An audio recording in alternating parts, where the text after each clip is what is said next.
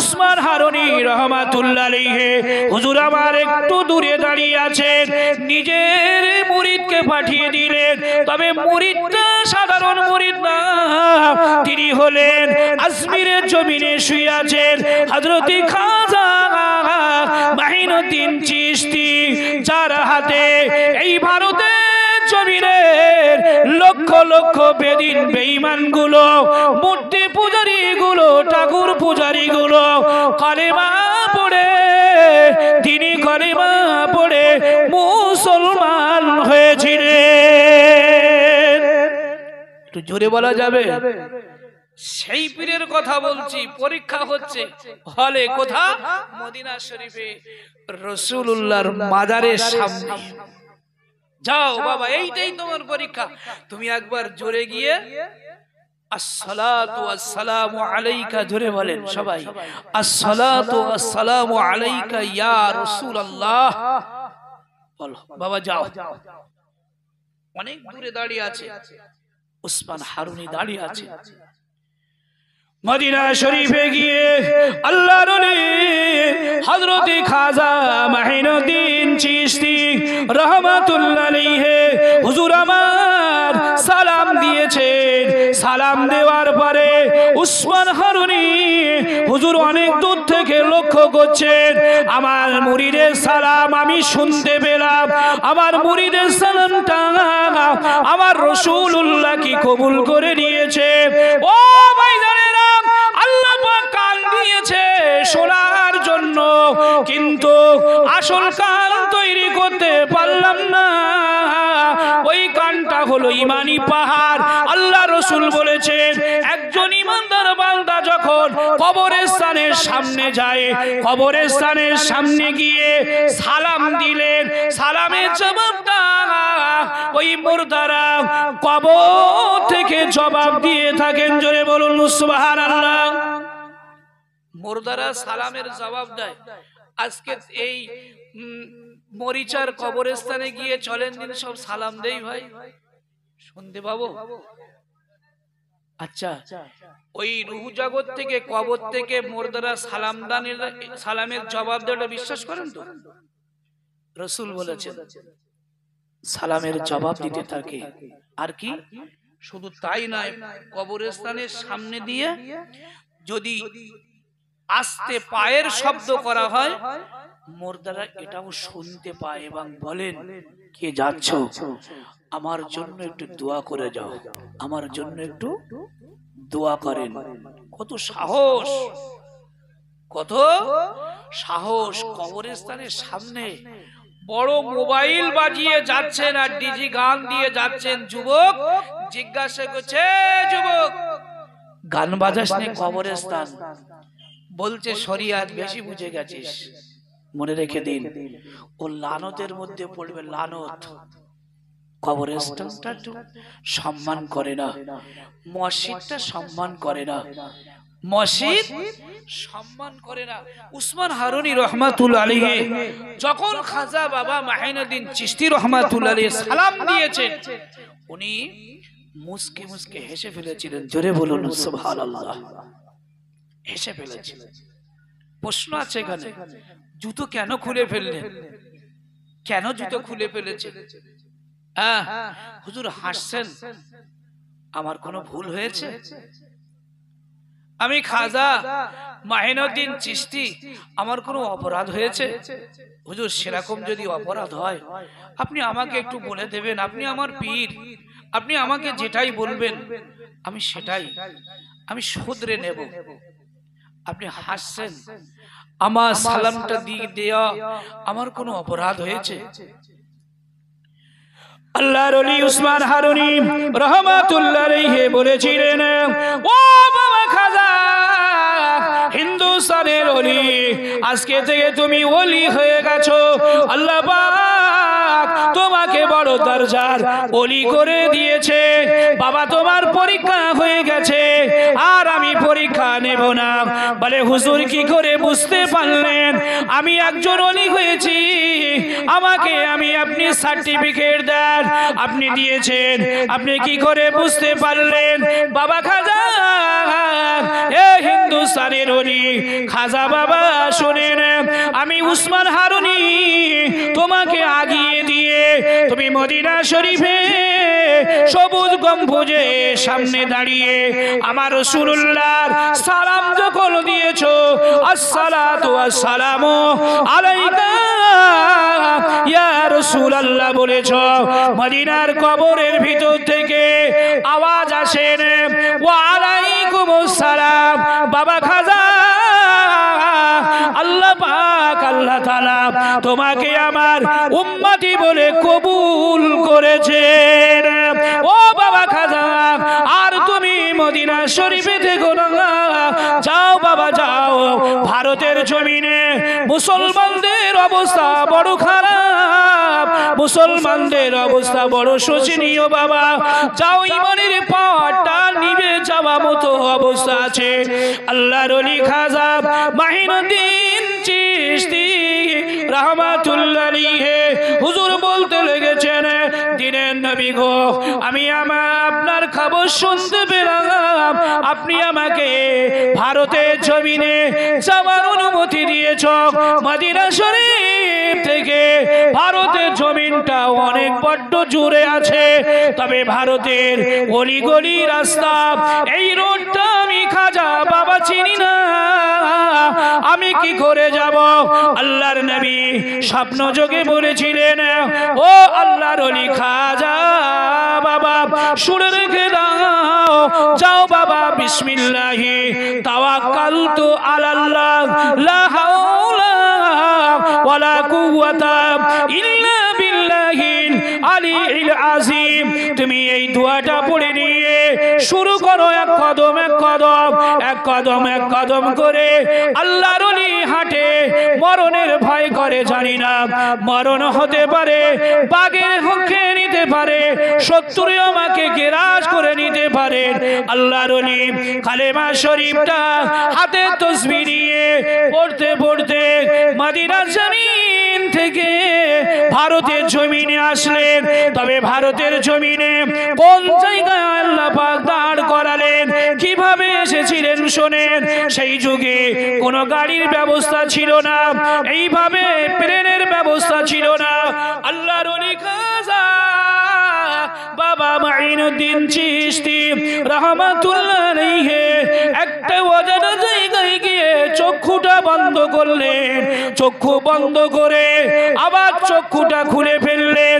ওই চক্ষু বন্ধ করার সময় নিজের পীরের হালাতটা উনি শব্দ শুনতে পাচ্ছেন। নিজের পীরের নাম কি বললাম, উনি হলেন উসমান হারুনি রাহমাতুল্লাহ আলাইহি। বলছে, ও আমার মুরিদ খাজা রে, চক্ষুটা বন্ধ করো, বিপদে পড়ে গেছো বাবা, বিপদে তুমি পড়বে না, চক্ষুটা খোলো। চক্ষুটা খুললেন, দেখছেন আল্লাহর ওলি খাজা বাবা মাইনুদ্দিন চিশতি ভারতের বাদশাহ, ভারতের রাজা পিতৃরাজের দরবার শরীফে বসে আছে। জোরে বলুন সুবহানাল্লাহ। সঙ্গে কেউ নেই, আছে একজন, তিনি কে? জোরে বলা যাবে? আল্লাহ আছে। খাজা বাবা মাইনুদ্দিন চিশতি রাহমাতুল্লাহ আলাইহি দেখছেন যে বাগের জায়গায় উপস্থিত বাদশা যিনি, উনি মুসলমান না, উনি মুসলমানকে রাজ্যে ঢোকার নিষেধ করে দিয়েছে, দেশে ঢোকার নিষেধ করে দিয়েছে। আবার কি কলেমা শরীফ চিল্লে চিল্লে পড়ছে, লা ইলাহা ইল্লাল্লাহু মুহাম্মাদুর রাসূলুল্লাহ। কিন্তু খাজা বাবার সব পরীক্ষা দিতে হয়েছে। আজকে আপনাদের মসজিদে একটা মুসল্লি বাড়বে, ও ভাই এইরকম পরীক্ষা দিতে হবে নাকি?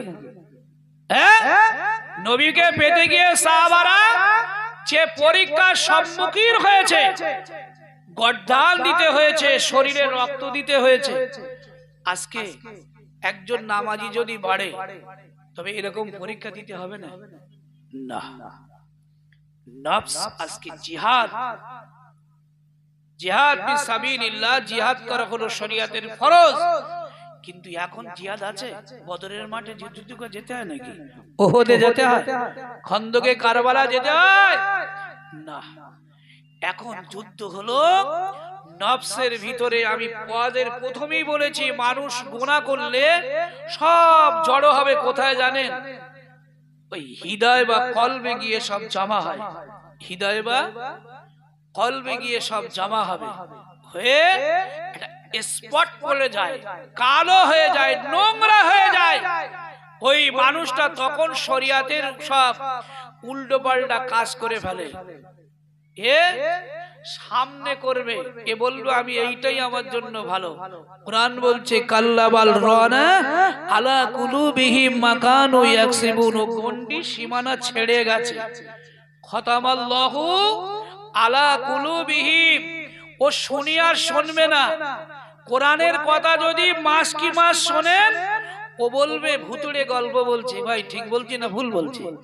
হ্যাঁ, নামাজের কথা বলুন, বলছে সময় আছে। নামাজের কথা বললে বলবে সময় আছে, অনেক সময় আছে। খাজা বাবা মাইনুদ্দিন চিশতি এক নজরে বসে আল্লাহর ধ্যানে বসে গেছে। কি লা ইলাহা ইল্লাল্লাহু মুহাম্মাদুর রাসূলুল্লাহ। এবার ঈমানের পাহাড় দেখানো হবে। ঈমানের পাহাড় শুরু কোথা থেকে জানেন? কবর থেকে শুরু, আজরাইলের আক্রমণ থেকে শুরু। আজরাইল যখন আপনার জাহানটা নিতে আসবে, আপনার যদি পাহাড় থাকে, আমার রাসূল বলেছে ওই মানুষটা একটা কচি মানুষ, মায়ের বুকে দুধ খাওয়ার পরে যেমন আরামের সঙ্গে ঘুমিয়ে পড়ে, মৃত্যুটা তার জন্য এই রকম হবে। আর সে যদি পাহাড় যদি শূন্য হয়, পাওয়ারলেস হয়, তবে ওকে আমি বলেছি, ইদ্রিস নবী কি বললেন? যে সূচের আগা বিপরীত দিকে একটা ছিদ্র আছে। বিজ্ঞানী সাবজেক্ট পড়া সব মাথা মানুষ বলবে ওই ছিদ্র কি মানুষ যাওয়ানো সম্ভব? কিন্তু সম্ভব করে না। ওর ভিতর থেকে মানুষ যদি আনানো হয়, হ্যাঁ, সেই মানুষটার অবস্থা কি দাঁড়াবে বুঝতে পেরেছেন তো? তার অবস্থাটা কি হবে? ইব্রাহিম নবী বলছে একটা ভুনা, একটা মুরগি, একটা পাখি ভুনা করা, ভেজে খাওয়া, এর থেকে আরো কঠিন মরণের যাতনা। ভাই, যে কটা ব্যক্তি বসেছি, মনে হচ্ছে আমাদের কাছে মরণ আসবে নাকি? আসবে তো সবার কাছে নাকি? সবার কাছে আসবে, কেউ ছাড় পাবে না। আজরাইল খোদ উনিও ছাড় পাবে না। কথা ঠিক বলছি না ভুল বলছি? হ্যাঁ, হযরত আজরাইল কিতাবে লেখা আছে, যখন আল্লাহ জিজ্ঞাসা করবে আজরাইল বলো আর কে আছে? আল্লাহ আর চারজন আছে, চার বন্ধু আছে। হ্যাঁ, চারজন, জিবরাইল, মিকাইল, ইসরাফিল, আজরাইল। ও আজরাইল, যাও তিনজনকে শুবিয়ে দাও, মৃত্যুবরণ করাও। আজরাইলের মৃত্যু হয়ে যাবে, এই মালাক জিবরাইলের মৃত্যু হয়ে যাবে, ইসরাফিলের মৃত্যু হয়ে যাবে। হযরত আজরাইল যখন নিজের একা আল্লাহ বলবে, আমার জাত পাকের কসম করে বলছে, আজরাইল কি আছো? আল্লাহ আপনি আছেন, আমি আছি। আল্লাহ পাক বলবে কুল্লু নাফসিন যায়িকাতুল মাউত, মৃত্যু স্বাদ তোমাকে জীব দিয়েছি, তোমারও গ্রহণ করতে হবে। আজরাইল বেহুশ অবস্থায় পড়ে যাবে, বেহুশ অবস্থা। আল্লাহ হুঁশিয়াত করে আজরাইলকে বলবে, আজরাইল সময় পেরিয়ে যাচ্ছে, কি হয়েছে? ফেরেশতা এত কাঁপছো কেন? তুমি তো কুল কায়নাতের মানুষ, জিন, ফেরেশতা সবার জান কবজ করেছো, তোমার তো সাহস ভালো, সাহস হওয়ার দরকার। আল্লাহ, মাউতের যাতনা যে কি কষ্ট, আমি সেই যাতনাটার ভয় করছি। আল্লাহ, এইভাবে কয়েকবার বিমুষ হয়ে যাওয়ার পরে এদের আল্লাহর হুকুম। আজকে কত সাহস আমাদের। মানুষ মরে গেছে, সেখানেও গল্প শুরু হয়েছে, সেখানেও হাসি। হ্যাঁ, শোক জাগে না? শোকের জায়গা ওই খাটিয়া তো তোমাকে নিয়ে যাবে এইভাবে, তোমার অবস্থাটা কি হবে?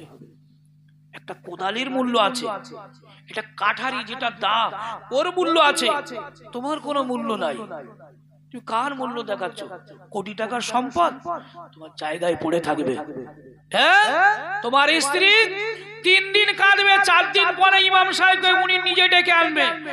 আর সহ্য করা যায় না, গন্ধ টেকা যায় না।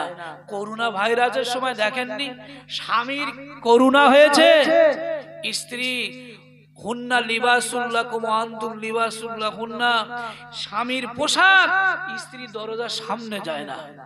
কেন? রোগটা যদি আমার গায়ে আসে। দূর থেকে বলছে হুজুর দেন, ওইভাবে মাটি দিয়ে দেন। বলছে আপনার স্বামী একটু দেখবে না? বলছে কি ভালোবাসা, বুঝতে পারছেন? যদি মানুষকে ভালোবাসতে হয় তবে একজন পৃথিবীতে একটা মহিলা ভালোবাসে, সেই মহিলাটার নাম কি বলো দিন? স্ত্রী, শালিমা, শাশুড়ি, মা ভালোবাসে। মা ভালোবাসে। করুণা হয়েছে, অ্যাক্সিডেন্টে মারা গেছে ছেলে, 5 দিন পরে লাশ চলে এসেছে। ওই 5 দিন পরে লাশটা দুর্গন্ধ, কেউ সামনে যায় না। মা ছুটে গিয়ে পচা লাশের উপরে ডিগবাজি খেয়ে মুখের উপরে চুমা দিয়ে বলেছিল ছেলে আমার বাচ্চা বলে চিৎকার দিয়েছিলেন, সেটাই হলো মা। একবার জোরে বলুন সুবহানাল্লাহ। সেই মায়ের আজকে পাওয়ারটা, সম্মানটা কোথায় করে দিয়েছি জানেন? একেবারে নিচে, একেবারে নিচে। ছেলেকে যদি জিজ্ঞাসা করছে বাবা আব্দুর রহিম কি হয়েছে বলো, কি সর্বনাশ, সুইচটা মারলো কিভাবে আর জ্বলে উঠেছে কিভাবে দেখেছে? কেন? এই তোর মা তো। যে মায়ের সামনে গিয়ে দাঁড়ালে আল্লাহ রসুল বলেছে 70টা উমরা হজের সব পাবে। জোরে বলুন, একটু জোরে বলেন। আজকে মুসলমানের কথা বলছি, এমনও মা আছে ছেলে চাকরি পেয়ে গেছে। ছেলে শোনেন, 1 লাখ টাকারও কোটি টাকার চাকরির মালিক হতে পারেন। মায়ের পেটে কুদুমি করে খেয়েছো। তুমি যদি তোমার জীবন ধরে মাকে খেদমত করো, হাদিসের পাতাটা লক্ষ্য করে দেখেন, তোমার গায়ে চামড়া ছাড়াবে, মা বাপ জুতো পরবে, মরুভূমিতে বেড়াবে, মায়ের পায়ে আরাম হবে, ওই জুতোটা ছিঁড়ে যাবে, ছেলের আবার গায়ে চামড়া ছাড়ানো যে কষ্ট, এইভাবে 70 বার ছাড়াবে। তুমি মায়ের বুকের 1 ফোঁটা দুধের ঋণ শোধ করতে পারবে না। কোরআনের দিকে যাই, উফিউ ওয়ালা তানহারহুমা ওয়া কুল লাহুমা কাওলান কারীমা। কারণ আল্লাহ বলছে যদি মায়ের মুখ থেকে যদি উফ শব্দটা ব্যবহার হয়েছে, ওই ছেলেটা ধ্বংস হয়ে যাবে, কোনো কথা হবে না, আল্লাহ পাক ওকে ধ্বংস করে দেবে। খুব সাবধান, মাকে খেদমত করুন, মায়ের দোয়া নিন, মায়ের কাছে যান। মা বাড়িতে এসে 5টা ছেলের একটা ছেলের কাছে এসে বাবা আব্দুর রহিম তুই বাড়িতে এসেছিস, পাড়ের থেকে মন্ত্রী বলছে তুমি একটা ছেলের কাছে আসো, আমি বুঝতে পারছি কেন আসো, টাকা নেওয়ার জন্য। আরে শোন, যদি মা তোর কাছ থেকে টাকা নেয় এটা তোর নসিব ভালো, আজকের দিনের জন্য আল্লাহ তোর রেজেকে বরকত দেবে। জোরে বলা যাবে। মা তোর বাড়িতে পা রেখে দিয়েছে, মা তোর বাড়িতে পা রেখে দিয়ে নকল মাল নিয়ে টানাটানি। একটা গল্প বলি আপনাদের কাছে, সবাই আমার প্রায় শেষ, আপনাদের কাছে একটা গল্প বলে আমি শেষ করব। গল্পটা হলো কি জানেন? একজন পীর তার মুরিদকে মানে কি করছেন, পরীক্ষা করছেন। বলে শোন, আসল আর নকল একটু চেনা যাবে। সোনা আসল আর নকল একটা পাথরে চেনা যায়। পাথরটার নাম কি? কষ্টি পাথর। কি ঠিক বলছেন ভুল বলছি? এও একটা রাস্তা আছে। তো দেখা যাক মানুষ কি বলে। শোন, তুই মাঠে যাবি, তোর কাছে কি সবচেয়ে প্রিয়? বলে আমার স্ত্রী আমাকে কত ভালোবাসে, বাড়িতে চা করে খাওয়ায়, বাড়িতে বাজার থেকে আসলে পা দুটো ধুবিয়ে দেয়, আমার গা মুছিয়ে দেয়, আমার শরীরে কষ্ট হলে আমাকে খেদমত করে। তোর মা? বলছে ও মা চিনি না, আমিও মাকে চিনি না। মাঠে যাবি, গিয়ে ওই ধানের আলিতে ঘুরে বেড়াবি, একটা কাকল নিয়ে পায়ে একটুকুনি সামান্য কেটে দেবে, দিয়ে তুই একটা মিথ্যা কথা বলবি। কি মিথ্যা কথা বলবি? যে আমার সাপে কামড়ে বলছে, একটু কান্নাকাটি করবি। ছেলেটা গিয়েছে, গিয়ে পরীক্ষা করছে, গিয়ে খুব কাঁদছে। 5 জন গিয়ে ধরাধরি করে বাড়িতে নিয়ে ওঝার ডেকে আনছে, হুজুর ডেকে আনছে, অমুক ডেকে আনছে, ঠমুক ডেকে আনছে, হসপিটালে নিয়ে যাবে। বলে আমি কোথায় যাব না, আমি এখান থেকে আমি মরবো, আমি বাড়ি ছাড়বো না। বলছে ঠিক আছে। একজন আসলো ছদ্মবেশে, যে পাঠিয়েছিল সে একজন হুজুর এসে বলছে শোনো, এই সবাই কাঁদছো, স্ত্রী এত কান্না কাঁদছে কেন? স্বামী মরে যাবে, মেয়ে কাঁদছে বাপ মরে যাবে, শাশুড়ি কাঁদছে জামাই মরে যাবে, চাচি কাঁদছে ভাইপো মরে যাবে, খুব সব দরদ, শালি কাঁদছে বোনাই মরে যাবে, এইরকম ব্যবহারে সব কান্না রোল পড়ে গেছে। কিন্তু একটা মানুষ কাঁদছে সত্যিকারের জান দিয়ে প্রাণ দিয়ে, সেই মানুষের কথাটা কেউ শোনে না। স্ত্রীর কাছে গিয়ে সব শুনছে। শোনো, একজন ওঝা চলে এসে বলছে, শোন, কে হয় তোমার? বলছে আমার স্বামী। বলে এই তো মারাত্মক বিষে সাপে কামড়েছে, এ কালার সাপে কামড়েছে, এ বাঁচবে না। ওই কান্না বাড়বে না কমবে? একটু জোরে বলেন না। কান্না আরো বাড়িয়ে দিয়েছে, কি সর্বনাশ, আমার স্বামী বাঁচবে না। বলছে হ্যাঁ। বলে বাঁচবে, একটা রাস্তা আছে। বলে কি রাস্তা? বলে রাস্তা হলো এই, তোমার স্বামীর যে জায়গাটা সাপে কামড়েছে ঠিক সেই জায়গায় তোমার একটু কেটে দিয়ে সামান্য, আর আমি বিষ ঝাড়াবো, আমি বিষ ঝাড়াবো, ওই বিষটা তোমার শরীরে যাবে আর স্বামী বেঁচে যাবে। আরে সোনা নকল না, একদম সঠিক। সেই বলেছে, ও তখন কান্নাটা বন্ধ হয়ে গেছে। বলছে বলেন, ভাবি বলেন না, এক্ষুনি ভালো হয়ে যাবে, আমি ঝাড়াবো, বিষটা যেতে যেতে যেতে যেতে তোমার শরীরে যাবে। তো বলে মাটিতে পড়বে না? বলে না না, মাটিতে পড়বে, তবে ভালো হবে না। বিষ মাটিতে পড়বে না, তোমার শরীরে চলে যাবে আর স্বামী ভালো হয়ে যাবে। বলে আমি তোমার কথা বলতে পারবো না। বল তোর মাথা খারাপ? হ্যাঁ, সাপের যন্ত্রণার বিষগুলো আমার ঘাড়ে দেবে? ও তুমি তো খুব বড় চালাকি শুরু করেছো। ডাকছে আর আসে না। ও ভাই, স্ত্রী ভালোবেসে সত্যিকারে ভালোবেসেছে, মেয়েকে ডাকছে, মা এদিকে। কে হয় তো? বলে আমার আব্বু হয়। হ্যাঁ, আমার আব্বু হয়। বলে আব্বু বেঁচে যাবে, কি করবো? একটু কেটে দে পায়ে। বলছে না, হবে না, আমার বোনের সঙ্গে অনেক সব রিলেশন আছে, অমুক চমুক, আমি চাকরি করি, এখন মারবো, মাথা খারাপ হবে না। ও যায়, পুরোটা যাক। যাক, এবারে শাশুড়ি মা এসেছে, ওনারও বক্তব্য একই, ওনারও বক্তব্য একই। বলছে শোনেন শাশুড়ি, কে হয়? বলে আমার একটাই মাত্র আদরের জামাই, আমার জামাই। বলে তোমার জামাই ভালো হয়ে যাবে। বলে আমি ছাড়াবো, বিষটা ওর ঘাড়ে যাবে আর তোমার ঘাড়ে যাবে, জামাই ভালো হয়ে যাবে। বলে তো আমার কি হবে? বলে আমি বলতে পারবো না। বলছে হবে না। ভাইজানেরা, পৃথিবীর ভিতরে যত নারী আছে, খালামা আছে, দাদিমা আছে, শাশুড়ি মা আছে, নিজের স্ত্রী আছে, মেয়ে আছে, বেটি আছে, ও ভাইজানেরা, গ্রামের চাচিরা আছে, যারা দরদ দেখায় সবাই চলে আসলেন, কিন্তু না না, কেউ রাজি হয় না। একটা বয়স্ক মেয়ে ছেলে, ওই মাটা লাঠির হাতে ভাত দিয়ে এক কদম করে ওই সময় হুজুরের কাছে এসে বলছেন, বাবা আমার কাছে বলো কি করবে বলো। বলছে আমি ছাড়াবো, আর ছাড়াবার পরে তোমার ছেলের বিষটা তোমার শরীরে যাবে, ছেলে ভালো হয়ে যাবে, আর তোমার কি হবে তা বলতে পারবো না। মা কাঁদছে, বাবা হুজুর তুমি এখনই সাড়িতে শুরু করো, আমার বাবাটা বেঁচে যাক, আমার ছেলেটা বেঁচে যাক। ও ভাইজানেরা, মায়ের জন্য, ছেলের জন্য যদি নদীতে ঝাঁপ দিতে হয়, তবে পৃথিবীর ভিতরে একটা নারী ঝাঁপ দেবে, ওই মেয়ে ছেলেটার নাম হলো মা। ও ভাইজানেরা, ছেলের জন্য যদি আগুনে ঝাঁপ দিতে হয়, তবে পৃথিবীর ভিতরে একটা নারী দেবে, একটা মেয়ে ছেলে দেবে, সেই মেয়ে ছেলেটার নাম হলো মা। মা বলছে, বাবা ওঝা শোনো শোনো, আমার ছেলেটা ভালো হয়ে যাবে, আমি মরে যাব, আমার ছেলের জন্য আমি আমার জানটা দিতে রাজি আছি। জোরে বলুন সুবহানাল্লাহ। মা রাজি হয়ে গেছে। নকল সোনা আসল সোনা চেনা গেছে। ও ভাই, ছেলে যতই দুষ্টুমি করুক, একবার যদি মা বলে ডাকে, আল্লাহ রাসূল বলেছে ওই মায়ের আওয়াজটা আল্লাহর আরশ পর্যন্ত পৌঁছায়। জোরে বলা যাবে? মায়ের দুয়ায় একজন ওলি হয়েছে, নাম বলতে পারবেন? বাইজিদ বোস্তামি রহমাতুল্লাহ আলাইহি আল্লাহর ওলি হয়েছিলেন।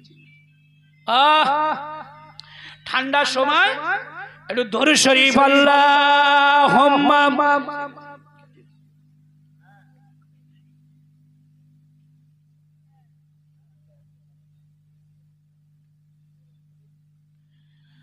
আমার নবী বিশ্ব নবী খোদার প্রেমের নমুনা, আমার নবী বিশ্ব নবী খোদার প্রেমের নমুনা, জগৎ জোড়া মায়ের নাম প্রাণ জোড়ানো আমিনা, ও আমিনা ও আমিনা তুমি আমার নবীর মা, কি ছেলে রাখিলেন মা গো জারি জোড়া মেলে না। আল্লাহুম্মা সাল্লি আলা মাওলানা মুহাম্মদ ওয়ালা আলি। শীতের সময় হযরত বাইজিদ বোস্তামি রহমাতুল্লাহ আলাইহি হুজুর মায়ের খেদমতে গিয়েছে, মা ঘুমিয়ে পড়েছে, হঠাৎ করে ঘুম থেকে উঠে মা বলছে, বাবা ছেলে আমাকে একটু পানি দেবেন। কি চেয়েছে? বাজারে কোনো খাবার চেয়েছে, পানি কিনতে হয়, পানি কিনতে হয়, একটু পানি, মায়ের জন্য একটু পানি নিয়ে এসেছে ছেলেটা। এসে দেখছে মা ঘুমিয়ে পড়েছে, মা ঘুমিয়ে পড়েছে, ছেলে আহা গ্লাসের পানিটা ফেলে দেয়নি, রাগ করেনি, গোসা করেনি, চুপ করে মাথার ধরে দাঁড়িয়ে আছে। 1 ঘন্টা চলে গেছে, 2 ঘন্টা, 3 ঘন্টা, 4 ঘন্টা চলে যাবে। ছেলে ভাবছে মা যদি এক্ষুনি ওঠে পানির কষ্ট পাবে ছেলে, আমার নাজাতের কোনো রাস্তা নাই, মায়ের হুকুমটা অমান্য করে ফেলবো, হবে না। 6 ঘন্টা পেরিয়ে গেছে, মসজিদ থেকে আওয়াজ আসছে, আসসালাতু খায়রুম মিনান নাওম। ও ভাইজানেরা, আযানের এই শব্দটা রাসূল বলেছে, যারা শুনে নামাজ আদায় করে না এরাই হলো সবচেয়ে বড় অহংকারী, অহংকারী, অহংকারী। মুসল্লি তোমার ঘুমানো যাবে না, মুসলমানের ছেলে বাচ্চা তুমি, তোমার জন্য নামাজের ডাক এসে গেছে, তোমার আর ঘুমানো যাবে না। মসজিদের আওয়াজ হলো আসসালাতু খায়রুম মিনান নাওম। এই সময়ে বাইজিদ বোস্তামি রহমাতুল্লাহ আলাইহি হুজুর আমার দেখছে মা উঠে বসেছে, পানিটা নিয়ে মায়ের হাতে দিয়ে দিলেন। ও বাবা বাইজিদ, তুমি আমার ঘুম জাগানো পাখি বাবা, বাবা বাইজিদ তুমি কেন ঘুমাওনি বাবা? এই সারা রাত এই কঠিন শীতের সময়ে তুমি তোমার গায়ের কাঁপানাটা বন্ধ করা যায় না বাবা, তুমি ঘুমিয়ে পড়োনি কেন? বাইজিদ বোস্তামি বলছে, মা তোমার কষ্ট হবে। ওই সময় বাইজিদের মা বলছিলেন, হযরত বাইজিদ বোস্তামির মা বলতে লেগেছে, বাবা ছেলে পানিটা আমাকে দাও, আমি একটু ওযু করে নেই। ওযু করে নিয়েছে, ওযু করে দাঁড়িয়ে পানিটা খাওয়া এটা আমার রাসূল পাকের সুন্নাত। ও মুসলমানের ছেলেরা বাচ্চারা, যদি আপনার রোগ হয় আপনি উত্তম রূপে ওযু করে নেন, ওযু করে দাঁড়িয়ে আপনি পানিটা খান। 3টে পানি খাওয়া শরীয়তে হালাল আছে, 3টে পানি বাতিত, অন্য পানি দাঁড়িয়ে খাওয়া আপনার জন্য হারাম। আপনি যদি প্রশ্ন করেন 1 নম্বর কি, আমি আপনাকে জবাব দেই। 1 নম্বর হলো যখন আবে জমজমের পানিটা আপনি হাতে পেয়ে যাবেন, আপনি খবরদার বসে খাবেন না, এটা হলো আমার রাসূল পাকের সুন্নাত। ওই পানিটা দাঁড়িয়ে খাওয়া সুন্নাত, আপনি খাবেন আর বলবেন এটাই আমার নবীর সুন্নাত, আমার নবীর ভালোবাসা অন্তরে চলে আসবে। মুসলমানের ছেলেরা আর একটা পানি হলো যখন আপনি ওযু করবেন, ওযু করার পরে বিসমিল্লাহির রহমানির রহিম বলে লা হাওলা ওয়ালা কুওয়াতা ইল্লা বিল্লাহিল আলিয়্যিল আযীম আপনি দাঁড়িয়ে কিবলার দিকে আপনি পানিটা দাঁড়িয়ে খান। এটা আমার রাসূল পাকের সুন্নাত। আর একটা পানি কি বলতে পারবেন? আর একটা পানি যদি মা আর আব্বা জান যদি ছেলেকে পানি দেয়, কোন তরল জাতীয় জিনিস দেয়, বাবা ছেলে তোমাকে দিয়ে দিলাম, এই শরবতটা তুমি খাও, ওই মায়ের সম্মানে দাঁড়িয়ে এই পানিটা খাওয়া আমাদের জন্য হালাল আছে। জোরে বলুন, এই পানিটা খাওয়া দাঁড়িয়ে খাওয়া জায়েজ আছে। বাইজিদ বোস্তামির মা ওযু করে নিয়েছেন, নিয়ে এবারে সংক্ষেপ কথা বলে গেলাম। হযরত বাইজিদ বোস্তামির মা শেষ সময় ওযু করে পবিত্র অবস্থায় ছেলের জন্য দোয়া করে দিয়েছিলেন যে তাকবীর দেন তো, নারে তাকবীর।